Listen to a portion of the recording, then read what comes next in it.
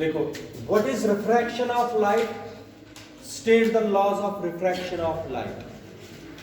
Refraction सबको पता है, रिफ्रैक्शन होती क्या है? The phenomenon of bending of ray of light when it travels from one medium to, उसको क्या बोलते हैं? पता है ना कि नहीं? रिफ्रैक्शन ऑफ लाइट होते हैं the phenomenon of bending of ray of light when it travels from rarer medium to, उसको क्या बोलेंगे? Refraction of light. इधर सुनो, अगर ये ग्लास स्लैब है या वाटर है, ये एयर है, इसका मतलब हो गया ये मीडियम फर्स्ट है और ये मीडियम सेकंड है। मीडियम सेकंड को मैं ऐसे बनाऊंगा, इधर देख लीजिए, आप लोगों को भी बाद में बनानी पड़ेगी ये डायग्राम। अगर मैं यहां पर एक नॉर्मल ड्रा करूंगा ऐसे, N1 और N2 नॉर्मल है। पेपर आप लोगों ने एक्सपेरिमेंट किया है 10th में, आप लोग ग्लास स्लैब लगाते थे, यहां पर 2 पिने लगाते थे ऐसे। इस रे को हम बोलते थे कौन सी रे? Incident ray. इंसिडेंट रे होती है ये वाली, और इस एंगल को क्या बोलते हैं? Angle of incidence. Angle of incidence. आप लोग देख लीजिए, in this case the ray of light travels from one medium to, अगर एयर होगा, एयर को बोलेंगे रियर मीडियम, ग्लास को बोलेंगे डेंसर मीडियम। ये रिफ्रैक्टिव इंडेक्स पर डिपेंड करता है। अगर रे ऑफ लाइट चलेगी रियर मीडियम से, then it bends towards the normal, ये बेंड होके निकलती है। Then it bends towards the normal. इसको तो स्ट्रेट जाना था, अगर आप लोग इस रे को स्ट्रेट करोगे, ये स्ट्रेट जाने के बजाय इसने बेंड होके गई किसकी तरफ? इस एंगल को बोलते हैं एंगल ऑफ रिफ्रैक्शन। क्या बोलते हैं? Angle of refraction. और इस फिनोमेना जिसमें एक रे ऑफ लाइट स्ट्रेट जाने के बजाय बेंड हो जाती है, इस फिनोमेना को क्या बोलते हैं? अगर ग्लास स्लैब यहां पर खत्म हो जाता है, यहां से जब रे ऑफ लाइट निकलेगी ना, वो बराबर इसी पाथ पर चलेगी फिर से। इसका मतलब हो गया, अगर ये ग्लास स्लैब यहां तक है, इधर देख लीजिए, ये है ग्लास स्लैब। जब ये रे ऑफ लाइट यहां पर आएगी, यहां पर जब नॉर्मल ड्रा करोगे आप लोग, ये इसी स्ट्रेट पाथ पर निकलेगी। स्केल अगर रखोगे ना आप, ये स्केल और ये लाइन एक ही स्ट्रेट सीध में आनी चाहिए। तो इस फिनोमेना को हम बोलते हैं क्या? Refraction. What is refraction of light? The phenomenon of bending of ray of light when it travels from one medium to is called refraction of light. If the ray of light travels from rear medium to, then the ray of light bends towards the normal. Then the ray of light bends towards the normal. इधर देख लीजिए, इस रे of light को बोलते हैं refracted रे। Reflected नहीं, रिफ्रैक्टेड रे। क्या बोलते हैं इसको? रिफ्रैक्टेड रे। रिफ्रैक्टेड रे। लेकिन अगर मैं क्या कर लूंगा, ऊपर बना दूंगा डेंसर मीडियम। अब डेंसर मीडियम तो हमने ऊपर लिया, डेंसर मीडियम से जाएगी अगर किस में? रे ऑफ लाइट, ये नॉर्मल है। अब डेंसर मीडियम से रे ऑफ लाइट आ रही है, नॉर्मल की तरफ जा रही है, ये बेंड होगी अवे फ्रॉम द नॉर्मल, ये बेंड होगी when the ray of light travels from denser medium to rearer medium, then it bends away from the normal, away from the normal. इधर देख लीजिए, अगर आप लोग इसी को देखोगे, इधर से आ रही है, इधर लगेगा आप लोगों को किसकी तरफ बेंड होगी?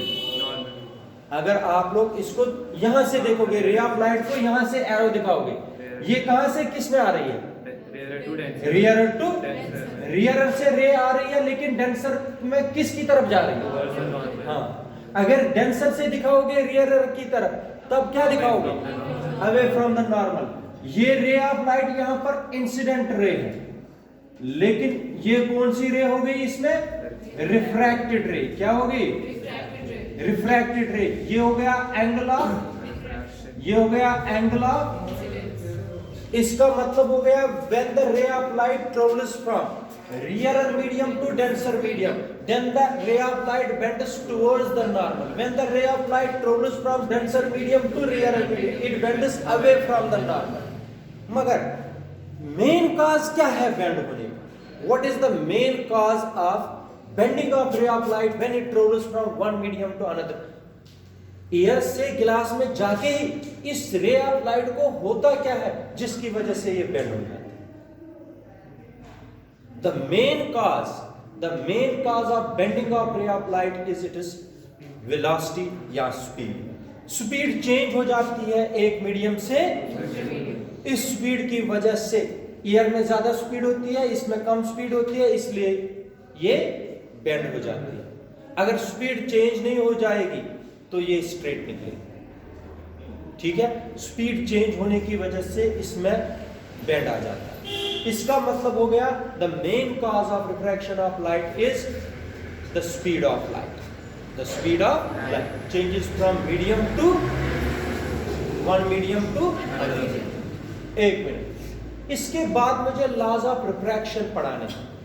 लॉज ऑफ रिफ्रैक्शन पढ़ाने के लिए थोड़ा सा टाइम इसमें लगेगा, क्योंकि आप लोगों को मैं बताता हूं, अगर ये रियर मीडियम लिया, रियर मीडियम जो मैं अभी आप लोगों को समझाऊंगा, तुम लोगों ने सुना होगा रिफ्रैक्टिव इंडेक्स का नाम, वो मैं बाद में भी बताऊंगा, उसको डिफाइन अलग से कर।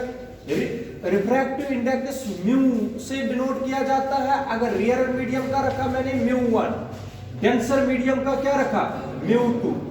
मगर बहुत सारे बुक्स पर या पेपर में ये n1 से भी लिखा जाता है। किससे? ये किससे लिखा जाएगा फिर? Refractive index is either denoted by mu और इट इज डिनोटेड बाय, याद रखना इसमें कोई प्रॉब्लम नहीं है, जिससे आप लोग मर्जी लिख सकते हो, म्यू से या एन से, याद रखना। मगर दोनों रिप्रेजेंटेशन है रिफ्रैक्टिव इंडेक्स। अब पहला लॉ मैं आप लोगों को समझाता हूं, फर्स्ट लॉ ऑफ रिफ्रैक्शन। और सबको पता है फर्स्ट लॉ ऑफ रिफ्रैक्शन क्या है? फर्स्ट लॉ ऑफ रिफ्रैक्शन है the incident ray, the refracted ray and the normal all lies in the, ये तो पता है, ये वही है जो रिफ्रैक्शन का भी। लेकिन दूसरा लॉ देखो, मैं इधर देखो, सेकंड लॉ देखो क्या है जो तुम लोगों के लिए जरूरी है। सेकंड लॉ है the ratio of sine of angle of incidence. क्या? The ratio of sine of angle of incidence हो गया sine i. The ratio of sine of angle of incidence to the sine of angle of refraction. इसे बताता हूं, second law of refraction states that the ratio of sine of angle of incidence to the sine of angle of refraction, sine of angle of refraction is always constant, is always constant. This constant is called, याद रखना, this constant is called relative refractive index। क्या बोलते हैं इसको? Relative refractive index. Relative refractive index. ये relative refractive index होता क्या है अभी मैं बताऊंगा। रिलेटिव रिफ्रैक्टिव इंडेक्स को रिप्रेजेंटेशन देते हैं म्यू, यहां पर 2, यहां पर 1, μ2, इसको बोलते हैं रिलेटिव रिफ्रैक्टिव इंडेक्स। इसका मतलब हो गया μ2 अपॉन μ1, μ2 अपॉन, ये किसका नाम? इस कांस्टेंट का नाम क्या है बेटा? रिलेटिव रिफ्रैक्टिव इंडेक्स को रिप्रेजेंटेशन किससे? म्यू, यहां पर सबस्क्रिप्ट में 2, इसी साइड कोने में रखना है 1, इस साइड। तो इसका मतलब क्या होता है, μ2 अपान μ2 अपान μ1 क्या है, μ2 अपान μ1 का मतलब क्या है, refractive index, ratio of refractive index of second medium divided by refractive index of, या refractive index of denser medium divided by refractive index of. जब इन दो का रेशियो करते हैं उसको क्या पढ़ते हैं, relative refractive index, relative refractive index. और ये क्या लॉ बनेगा शाबाश बेटा, sine of i upon sine of r is equal to mu 2 upon which is equal to mu 2, यहां पर 1, यहां पर इसको बोलते हैं relative refractive index, relative refractive index. And this law is also called snell's law, this law is also called snell's law. क्या बोलते हैं इसको, ये μ2 is the refractive index of the medium in which refracted ray travels. μ2 is the refractive index of the medium in which refracted ray travels. Shabash. What is μ1? μ1 is the refractive index of the medium in which incident ray travels. अगर इन दोनों का ratio करेंगे, refracted रे वाले medium को divide करूंगा किससे, incident ray वाले मीडियम के साथ, वो क्या बनता है, रिलेटिव रिफ्रैक्टिव इंडेक्स। और वो किसके बराबर होता है, एक कांस्टेंट होता है, वही कांस्टेंट किसके बराबर, साइन आई अपान। इस कांस्टेंट को यहां पर बोलते हैं रिलेटिव रिफ्रैक्टिव, और इस पूरे को क्या बोलते हैं, सिनेलस लॉ। पहले आप लोग फिर से सुनिए और समझिए, फिर आप लोगों को मैं बताता हूं। देखो, the phenomenon of bending of ray of light when it travels from one medium to another medium is called refraction of light. The main cause of refraction of light is the speed of light changes from medium to medium. ठीक है? When the ray of light travels from rarer to denser medium, it bends towards the normal. But when the ray of light travels from denser medium to rarer medium, it bends away from the normal. इसमें बेटा कभी भी angle I is not equal to angle R, इसमें नहीं होता है। वो कौन सा लॉ है, वो तो रिफ्लेक्शन का।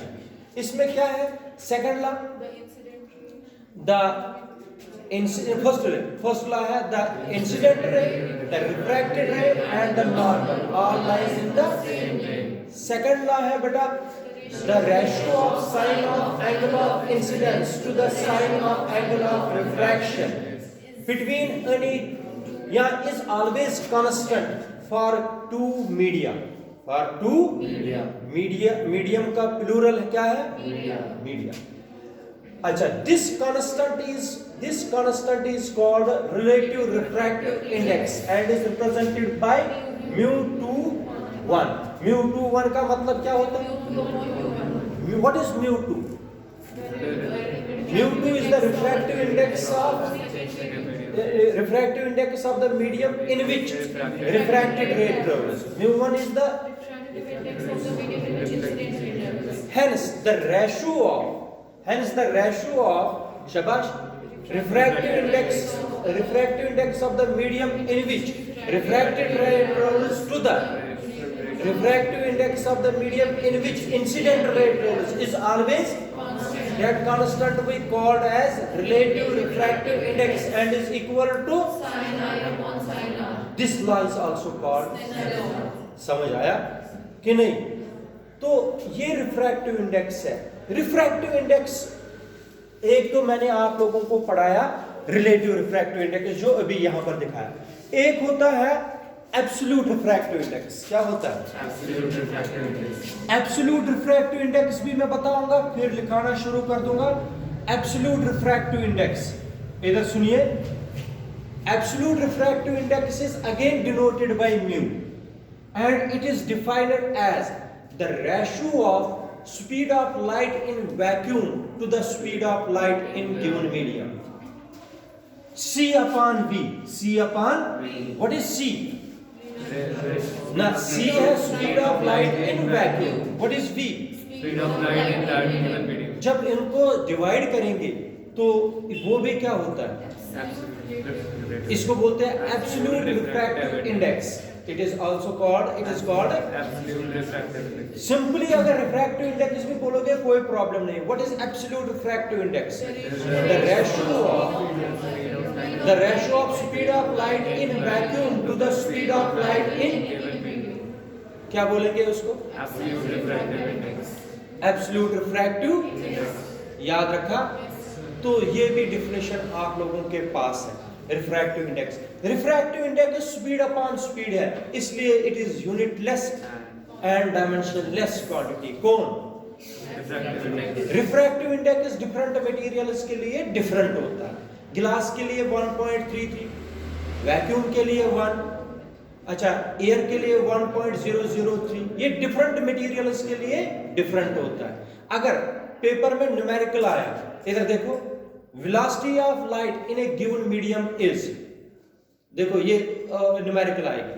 velocity of a light in a given medium is 2 into 10 raised power 7 meter per second.